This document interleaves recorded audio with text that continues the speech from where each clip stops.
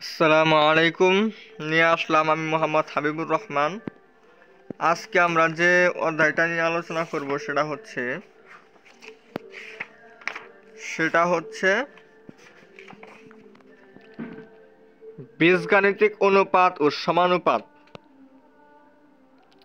এই বীজগাণিতিক অনুপাত ও সমানুপাত এই অধ্যায়টা আসলে বিগত কয়েক বছর, আমার মনে হয় যতটুকু, এই 2020 সাল যে ম্যাট্রিক পরীক্ষাটা হয়েছিল, অর্থাৎ এসএসসি পরীক্ষাটা যে হয়েছিল, ওই পরীক্ষাটা এই সিলেবাসে এই অধ্যায়টা ছিল। এরপর 21, 22, 23, 24, 25 যে শর্ট সিলেবাসে পরীক্ষাগুলো হয়েছে, এই শর্ট সিলেবাসের অন্তর্ভুক্ত এই অধ্যায়টা ছিল না। কিন্তু এই 26-এ আমার শর্ট সিলেবাস, বাট এই 26 আমার এই অধ্যায়টা দিচ্ছে, এই অধ্যায়টা আমার সিলেবাসে রাখছে। তো এই অধ্যায়টা আসলে খুব সহজ এবং খুবই মজার একটা অধ্যায়। খুব বেশি বেসিকও জানার প্রয়োজন হয় না এবং কোনো প্রকার সূত্রও প্রয়োজন হয় না। এই অধ্যায়টা কীরকম বুঝতেই পারতেছেন যে কোনো সূত্রের প্রয়োজন নাই এই অধ্যায়টা সমাধান করতে গেলে। তো এটা আমি কীভাবে করতে পারি সেটা এখন আস্তে আস্তে আমরা দেখব, মানে কি কি বেসিক লাগে সেই বেসিকগুলো আমি প্রথমে আলোচনা করব।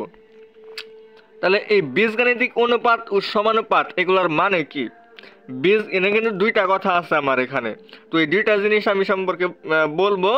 তার আগে আরেকটা দুইটা কথা বলে নেই। একটা হচ্ছে ভিডিওটি যদি ভালো লাগে অবশ্যই শুরু থেকে শেষ পর্যন্ত দেখবেন। যারা স্টার্ট করছেন ভিডিওটা তারা শুরু থেকে শেষ পর্যন্ত দেখবেন। ভিডিওটি ভালো লাগলে অবশ্যই চ্যানেলটি সাবস্ক্রাইব করবেন।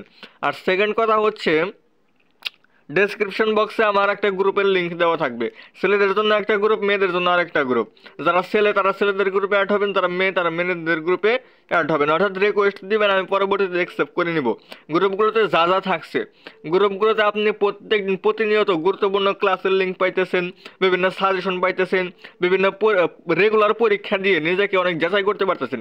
একজন এমন হয়েছে যে আমি খুব ভালো পারি, আমি খুব ভালো স্টুডেন্ট, আমি সব অধ্যায়ই পারি, তার জন্য ওই গ্রুপটা খোলা হয়েছে। কারণ এই গ্রুপে অ্যাড হয়ে আপনি প্রতিনিয়ত ফ্রিতে, একদম ফ্রি, একদম টোটালি ফ্রি, একদম ফ্রিতে আমি পরীক্ষা নিতেছি প্রত্যেক দিন রেগুলার পরীক্ষা।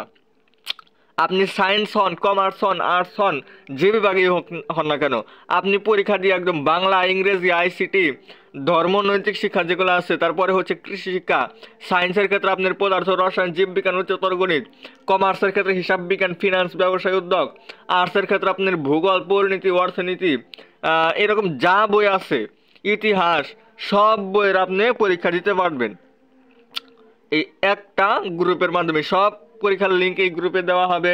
তারপর হচ্ছে সব, মানে আপনার যে সামনে এসএসসি পরীক্ষাটা হবে, এসএসসি পরীক্ষার বিভিন্ন সাজেশন লাগবে, অবশ্যই লাগবে, এই সাজেশনগুলো এই গ্রুপে দেওয়া হবে। তারপরে এই যে বিভিন্ন গুরুত্বপূর্ণ যে ক্লাসগুলো নেই, প্রত্যেক গণিত এবং সাধারণ গণিত এবং উচ্চতর গণিতের প্রত্যেকটি অধ্যায়ের উপর একটি করে এমসিকিউ এবং একটি করে সৃজনশীল ক্লাস নেওয়া হবে। সেই ক্লাসগুলোর লিঙ্কও কিন্তু এই চ্যানেলেও দেওয়া হবে। আপনি যদি চ্যানেলটা সাবস্ক্রাইব করে রাখেন তাহলেও ক্লাসগুলো করতে পারবেন, অথবা আপনি যদি ওই গ্রুপে অ্যাড হন তাহলেও আপনি কি করতে পারবেন, ক্লাসগুলা লিঙ্ক পাবেন, তখন আপনি করতে পারবেন। তো অবশ্যই চ্যানেলটি সাবস্ক্রাইব করবেন এবং গ্রুপে অ্যাড হয়ে যাবেন, আপনাদের সকলের অনেক উপকার হবে। তো এখন মূল আলোচনায় আসি। এখন আমাদের আলোচনা হইতেছিল বীজগাণিতিক অনুপাত মানে কি।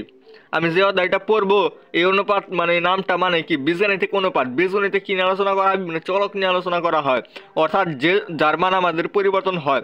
যেমন এক্স এর মান আমি বিভিন্ন বীজগণিতের ক্ষেত্রে আমি বিভিন্ন মান ধরে নিচ্ছি না, অবশ্যই, কিন্তু একটা জায়গায় আমার এ প্লাস বির মান একটা ধরছি, আর এক অঙ্কের ক্ষেত্রে কিন্তু আমি এক অঙ্কের ক্ষেত্রে ধরছি এ প্লাস বির মান 3, আর এক অঙ্কের ক্ষেত্রে আমি এ প্লাস বির মান কত ধরছি, 5 ধরছি, অথবা 4 ধরছি, তাই ধরছি না? তো এ প্লাস বি এটার মান কিন্তু এক এক অঙ্কের ক্ষেত্রে আমার এক এক রকম হইতাছে, এক এক অঙ্কের ক্ষেত্রে এক এক রকম হইতাছে।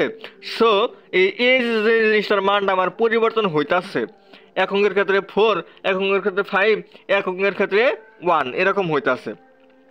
এরকম আমি এক্স এর মানও পরিবর্তন পাইতাছি, ওয়াই এর মান পরিবর্তন পাইতাছি, অর্থাৎ যার মান আমি পরিবর্তন পাইতাছি ওইটা হচ্ছে চলক। আর চলক নিয়ে বিজ্ঞানে গণিতের যে শাখা এই চলক নিয়ে আলোচনা করা হয় সেই শাখাকে বলা হলো বীজগণিত। এই বীজগণিত আমরা অনুপাত মানে কি, অনুপাত মানে এখন হচ্ছে হলো ভগ্নাংশ। অনুপাত মানে ভগ্নাংশ। ভগ্নাংশ আমরা জানি, সাপোজ আমি একটা ভগ্নাংশ লিখি যে 1/2, এটা হচ্ছে না 1 এবং 2 এর অনুপাত, 1 এবং 2 এর অনুপাত হয়েছে, এটা 1 এবং 2 এর অনুপাত হচ্ছে 1/2 অথবা আমরা এটাকে 1 এই যে এটাকে আমরা দুটা ফোঁটা দিয়ে এটার নাম দিই আমরা ইস টু, এটার নাম আমরা কি বলি ইস টু, তাহলে এটা আমরা 1:2 বলতে পারি। এটা কি বীজগণিতিক অনুপাত? উত্তর হচ্ছে না, কারণ বীজগণিতে কি নিয়ে আলোচনা করা হয় চলক নিয়ে। তাহলে চলক দুটা চলকের অনুপাত যদি হয়, দুটা চলক কি কি হতে পারে, যেমন আমি বলতে পারি এক্স এবং ওয়াই। তাহলে এক্স ও ওয়াই এর অনুপাত এরকম যদি আমি বলি, তাহলে এক্স এবং ওয়াই এর অনুপাত কি হবো আমার x:y অথবা x/y এরকম হবো। আমি এভাবে লিখতে পারি, এভাবেও লিখতে পারি অনুপাত, ঠিক আছে। তো আমি এখানে দেখতে পাচ্ছি এক্স এবং ওয়াই দুইটাই হচ্ছে বীজগণিতের একটা চলক, বীজগণিতের দুইটা চলক।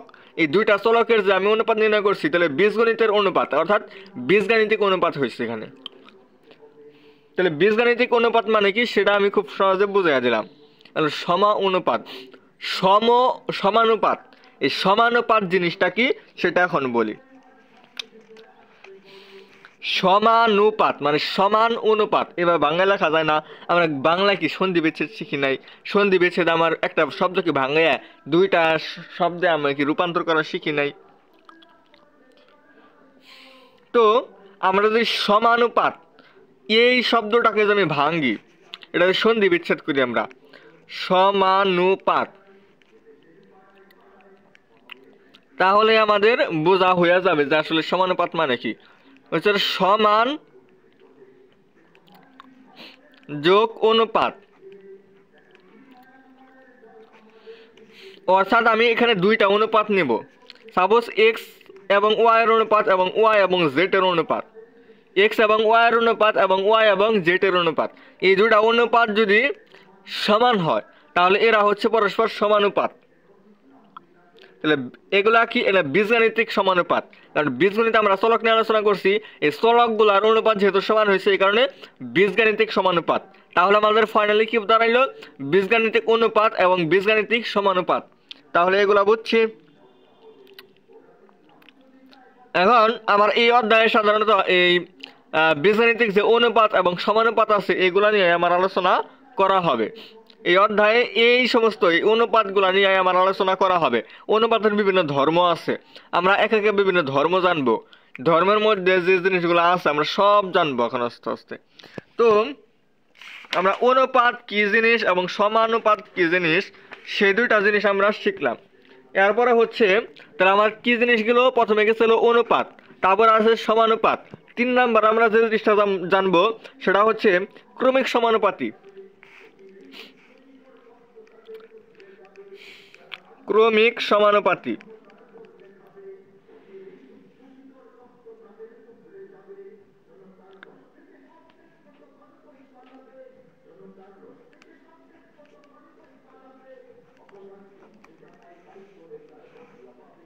যাদের মনে হয় ভালো দেখা যায় না তারা একটু রেস্ট নেবেন। আমি ভালো করে যেভাবে বোঝা যায় আর কি ওইভাবে ক্যামেরাটা চেষ্টা করতেছি রাখার জন্য।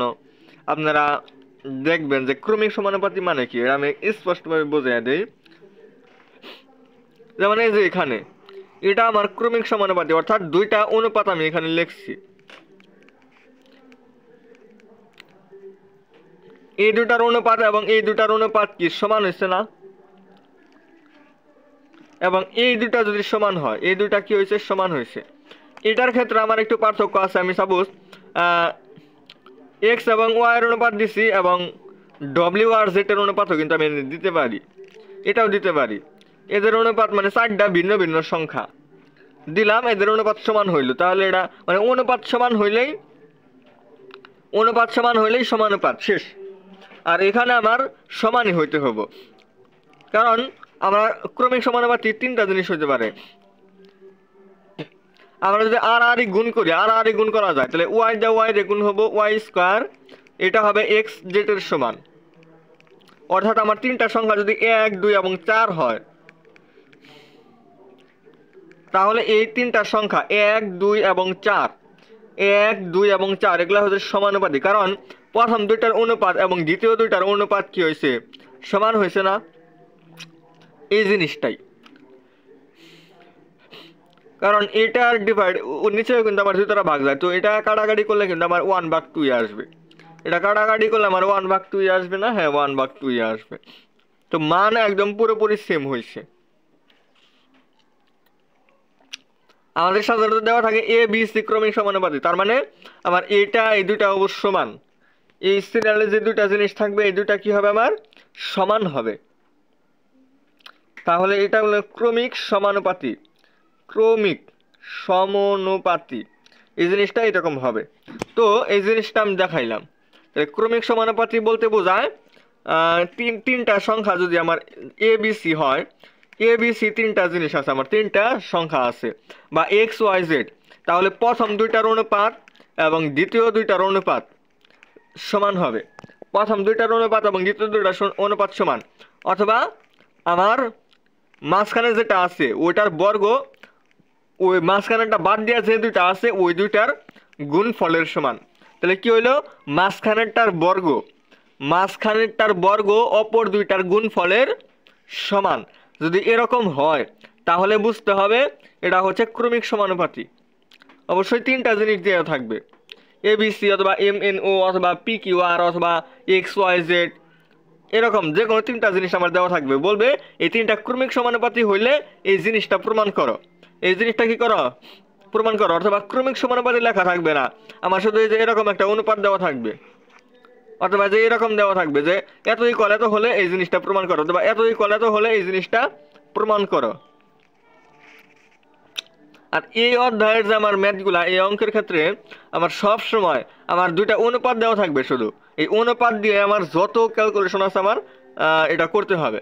তাহলে আমি অনুপাত মানে কি সেটা বুঝাইলাম, সমানুপাত মানে কি সেটা বুঝাইলাম, এবং ক্রমিক সমানুপাতি মানে কি সেটা বোঝানো শেষ। এবার আসছে আমার অনুপাতের কিছু ধর্ম যেগুলো আছে সেগুলো আমরা এখন আস্তে আস্তে দেখার চেষ্টা করব। তার মধ্যে 1 নাম্বার যে জিনিসটা হচ্ছে সেটা হচ্ছে আমার ব্যস্তকরণ।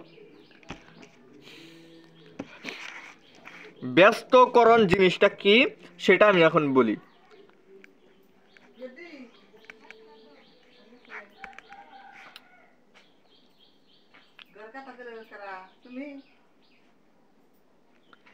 এখানে A ডিভাইডেড বাই B এবং C ডিভাইডেড বাই D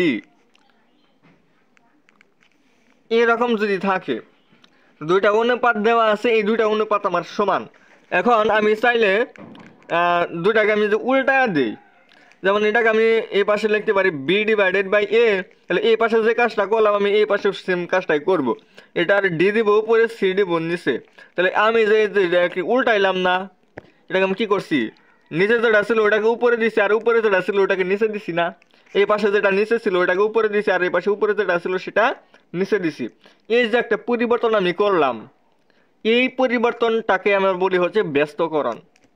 তাহলে ব্যস্তকরণ জিনিসটা কি সেটা আমি বুঝাইলাম, যে আমি যদি দুই পাশে উল্টায় দিই, দুই পাশে কি করি, উপরে যেটা আছে সেটাকে নিচে দেই আর নিচে যেটা আছে ওটাকে কি করি উপরে দেই, তাই করছি না এখানে। তো এই জিনিসটাকে বলা হইলো ব্যস্তকরণ। তাহলে ব্যস্তকরণ জিনিসটা কি সেটা আমি বুঝাইতে পারছি। তো এটা গেল। এই ব্যস্তকরণের পরে আমার আসবো একান্তরকরণ। অনুপাতের যত কিছু আবিজাবি আলোচনা আছে সব আলোচনা করতে আসি। তাহলে ব্যস্তকরণ গেল। ব্যস্তকরণের পরে ওইটা ছিল একান্তরকরণ। একান্তরকরণ এই জিনিসটা কি?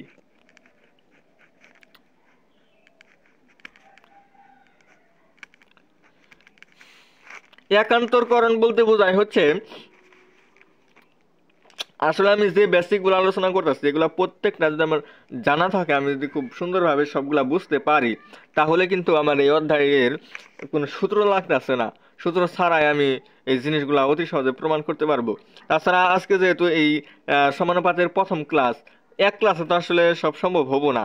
আমি কি এক অধ্যায় একদিনে শেষ করতে পারবো? এক ক্লাসে সম্ভব হয়? তো আজকে শুধু বেসিক আলোচনা করতেছি। আগামী দিন আমরা কি করব, যদি এই অধ্যায়টা পড়ানো হয় আর কি আগামী দিন, তাহলে আমরা আগামী দিন এই অধ্যায়ের কিছু ম্যাথ সলভ করলাম, এরকম করা হবে আর কি।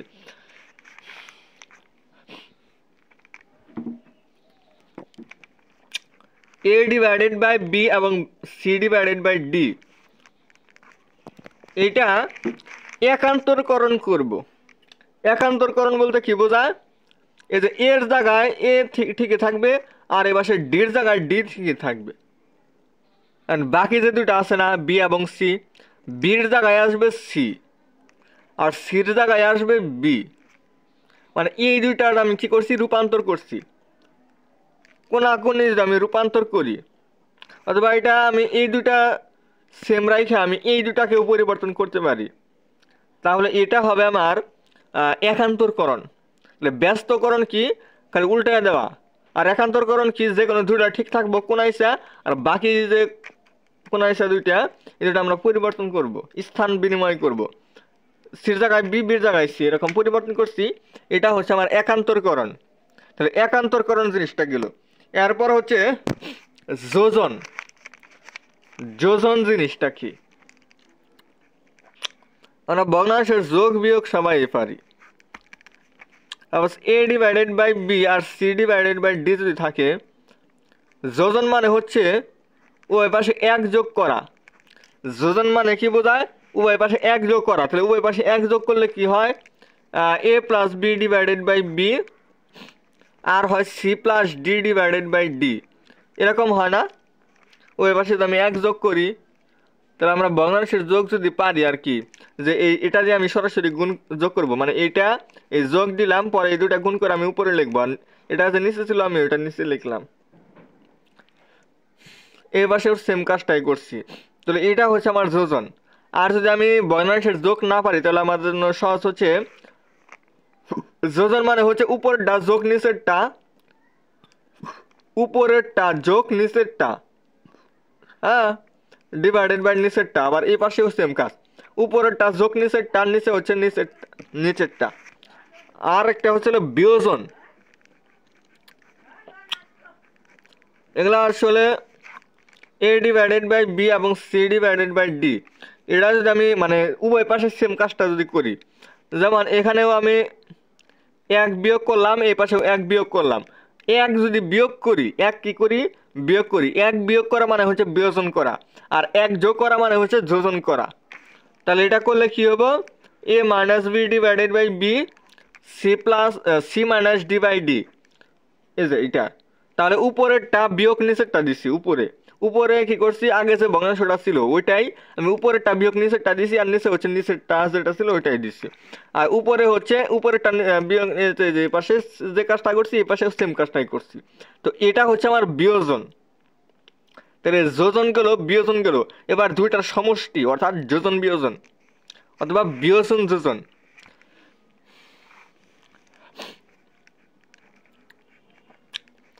এই জিনিসটা খুবই ইম্পর্টেন্ট, যোজন বিয়োজন। এই যোজন বিয়োজন জিনিসটা আমরা খুব সুন্দরভাবে বোঝার চেষ্টা করব। যোজন বিয়োজন হচ্ছে এই দুইটা অনুপাতে আমরা সবসময় বোঝানোর চেষ্টা করতেছি। এই পাশে কি লব এবং হরের দুইটার জিনিস আছে না, প্রথমে হলো যোজন, তার মানে কি দুইটার যোগফল, আর বিয়োজন মানে কি দুইটার বিয়োগফল। আবার এই পাশে সেম কাজ, যোজন মানে কি এই পাশে যে দুইটা আছে ওই দুইটার যোগফল, নিচে হচ্ছে বিয়োজন, দুইটার বিয়োগফল। যোজন মানে যোগফল, বিয়োগ মানে বিয়োজন মানে বিয়োগফল। তাহলে আগে যদি থাকে বিয়োজন যোজন, যদি কয় বিয়োজন যোজন তার মানে কি আগে বিয়োগ তারপরে যোগ, আর যদি কয় যোজন বিয়োজন তাহলে আগে যোগ তারপরে বিয়োগ। অর্থাৎ আগে যে কথাটা থাকবে ওইটা করে আমি উপরে লিখবো, পরে যে কথাটা থাকবে ওইটা করে আমি নিচে লিখবো। আর এখানে আমার একটা জিনিস আছে না, খালি বিয়োজন, তার মানে এখানে আমি উপরে খালি বিয়োগ করছি, নিচে তো আর কিছু নাই। এটা খালি শুধু যোজন ছিল, তার মানে কি উপরে খালি আমি যোগ করছি। আর যোজনের পরে আমার অন্য কিছু থাকতো সেটা আমি হরে করতাম। তাহলে প্রথমে যে কথাটা থাকবে ওটা আমি উপরে করব, মানে লবে করব, আর পরে যে কথাটা থাকবে ওটা আমি হরে করব। তাহলে শুধু যোজন, শুধু বিয়োজন অথবা যোজন বিয়োজন অথবা বিয়োজন যোজন, এই সবগুলা জিনিস কিন্তু এখন একদম খুব সুন্দরভাবে বোঝানো শেষ আমার। এখন খুব ইন্টারেস্টিং একটা ধর্ম আছে,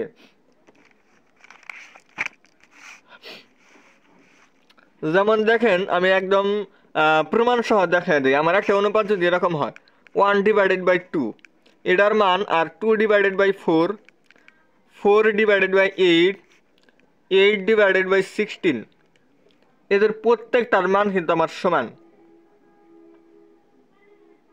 এদের প্রত্যেকটার মান সমান হয়েছে না?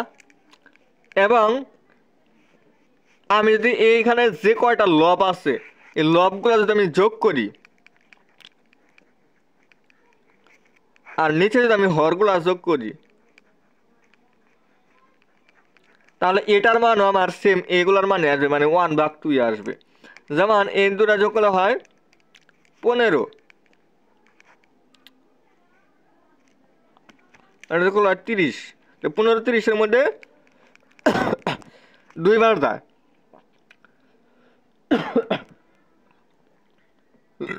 তো আমরা দেখতে পারতেছি যে আসলে যদি অনুপাত কয়েকটা সমান হয় তাহলে প্রত্যেকটা অনুপাতের আমার লব নিয়ে আর লবে লিখবো এবং লবগুলা যোগ করে আমি লবে লিখবো এবং হরগুলা যোগ করে হরে লিখবো এবং এই দুটার অনুপাত আমার কি হবে? সেম একই মানই আসবে। সেম কি মান আসবে? একই মান আসবে। তো এই জিনিসটা আসলে খুবই সুন্দর ছিল। তো এই বেসিকগুলো যদি আমি জানি, এখানে যে ধর্মগুলো দেখানো হয়েছে আসলে কিভাবে একটা ভগ্নাংশকে পরিবর্তন করা যায়, তাহলে সেটা আমরা খুব সহজে দেখতে পারলাম। মোট কথা হচ্ছে আমরা দুইটা অনুপাত দেওয়া থাকে, আমি বাম পাশে যে কাজটা করব আমি যদি ডান পাশেও সেই কাজটাই করি তাহলে জিনিসটা আসলে মানের কোনো পরিবর্তন হবে না। এটা হচ্ছে মূল কথা। আমার দুইটা অনুপাত আমার এখানে দেওয়া আছে এত, আমি সাপোজ ওই পাশে থেকে যদি আমি 2 বিয়োগ করি বা 3 বিয়োগ করি অথবা যে কোনো একটা কিছু আমি ওই পাশে গুণ করি, আমি এই পাশে 3 গুণ করলাম, তাহলে আমি যদি এই পাশেও 3 গুণ করি, এই পাশে 3 দ্বারা ভাগ করলাম, এই পাশেও 3 দ্বারা ভাগ করলাম, তাহলে উভয় পাশে যদি আমি সেম কাজটাই করতেছি না, সেম কাজটা যদি আমি উভয় পাশে যদি করি তাহলে মান সবসময় সমানই থাকবে, মানের কোনো পরিবর্তন হবে না।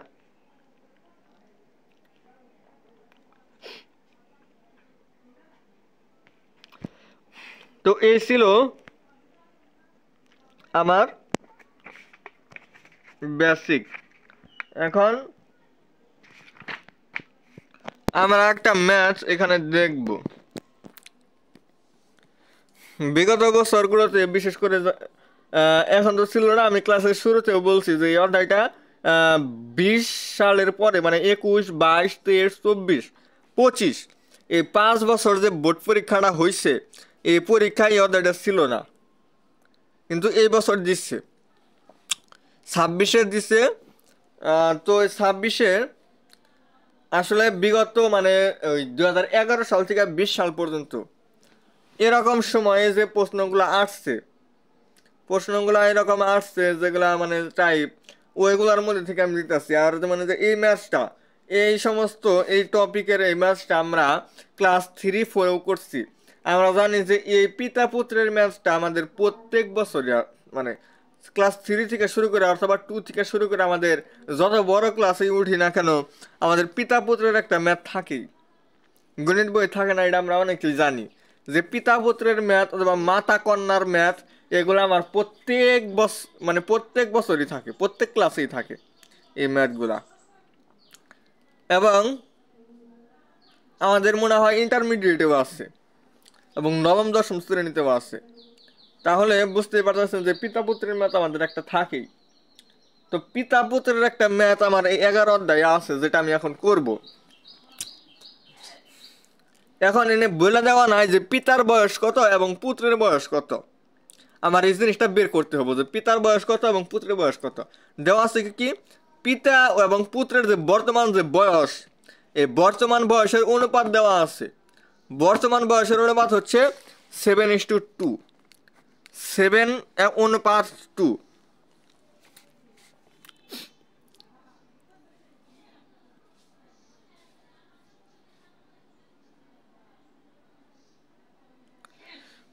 তাহলে এটা আমি A/B ধরে নিলাম। অনুপাত আসলে তো এটা কোনো মান না, এটা শুধু জাস্ট অনুপাত দেওয়া আছে 7:2। 5 বছর পরে তার মানে কি আমি এর সাথে 5 যোগ করব, বির সাথে আমি 5 যোগ করব।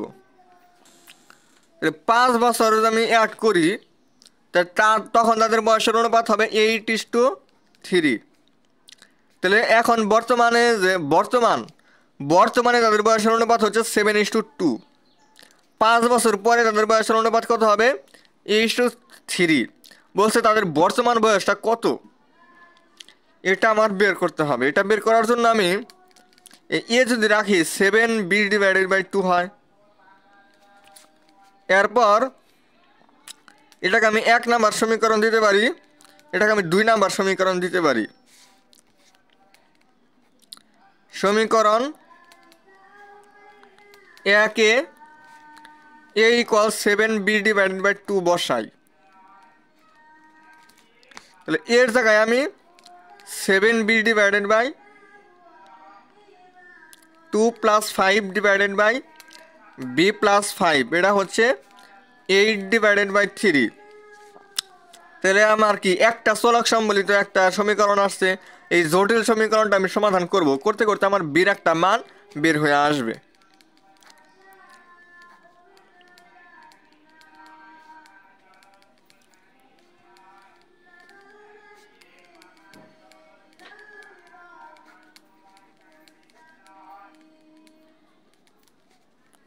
এগুলা তো আমরা সবাই বুঝি।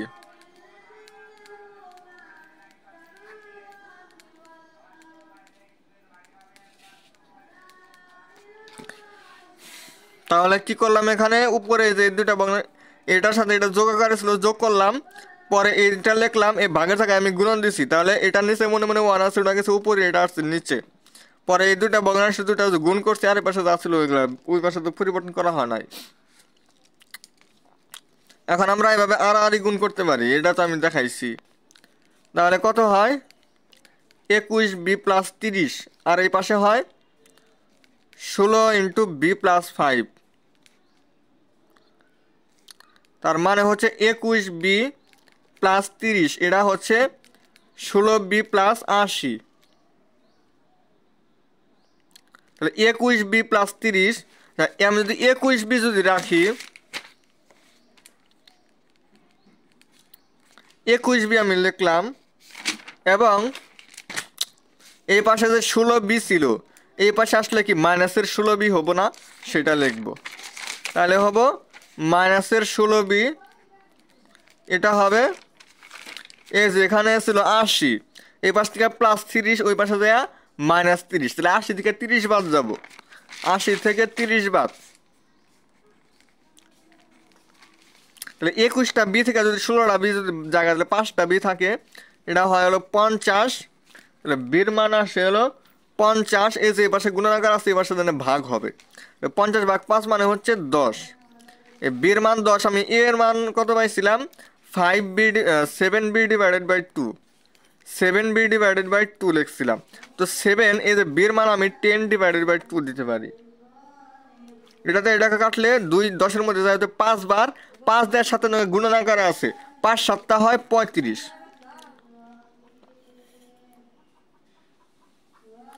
আর এ বলতে আমার পিতার বয়সকে বোঝানো হচ্ছে, বি বলতে আমার পুত্রের বয়সকে বোঝানো হচ্ছে।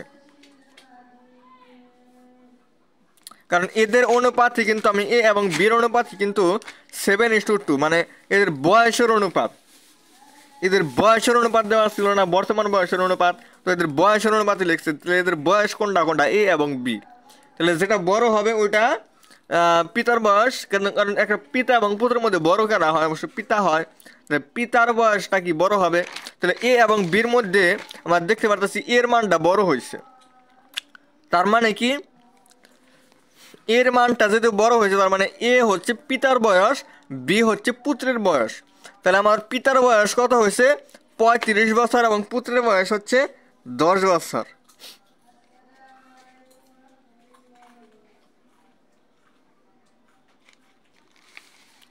তো বেসিক কিছু আলোচনা আমি এ অধ্যায়ের করছি, এবং একটা ম্যাথ আমি দেখাইলাম। তো গুরুত্বপূর্ণ যে ম্যাথগুলো আছে ওইগুলা পরবর্তী এক সময় ক্লাসে বুঝিয়ে দেওয়া হবে। তো আজকে এই পর্যন্তই। ভিডিওটি ভালো লাগলে চ্যানেলটি সাবস্ক্রাইব করবেন, কমেন্টে দেওয়া লিঙ্কে গ্রুপের লিঙ্কে যুক্ত হতে পারেন, আপনাদের অনেক উপকার হবে আশা করি। আজকে এই পর্যন্তই। আসসালামু আলাইকুম রহমতুল্লাহ বারকাতুহু।